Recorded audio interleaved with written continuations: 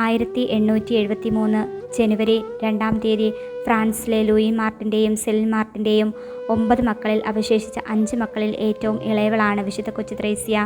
കൊച്ചു ത്രേസ്യയ്ക്ക് 4 വയസ്സുള്ളപ്പോൾ അമ്മ മരിച്ചു.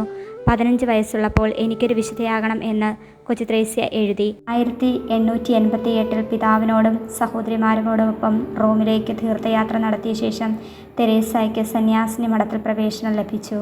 കാർമലൈറ്റ് നിഷ്ഠയുടെ കർശന നിയമങ്ങൾ മുടക്കം കൂടാതെ പാലിച്ച തെരേസ തൻ്റെ എളിയ മാർഗം പുതിയതായി മഠത്തിൽ ചേരുന്നവരെ അഭ്യസിക്കുവാൻ ശുഷ്കാന്തി കാണിച്ചു. ദൈവവുമായുള്ള തെരേസയുടെ ബന്ധം കുട്ടിത്തം നിറഞ്ഞതായിരുന്നു. ക്ഷയരോഗം മൂലം വളരെയധികം യാതന അനുഭവിച്ചെങ്കിലും സഹനശക്തിയുടെ ഉജ്ജ്വല ദൃഷ്ടാന്തമായി തെരേസ നിലകൊണ്ടു. 1897 സെപ്റ്റംബർ 30 തെരേസ ക്രിസ്തുവിലേക്ക് യാത്രയായി.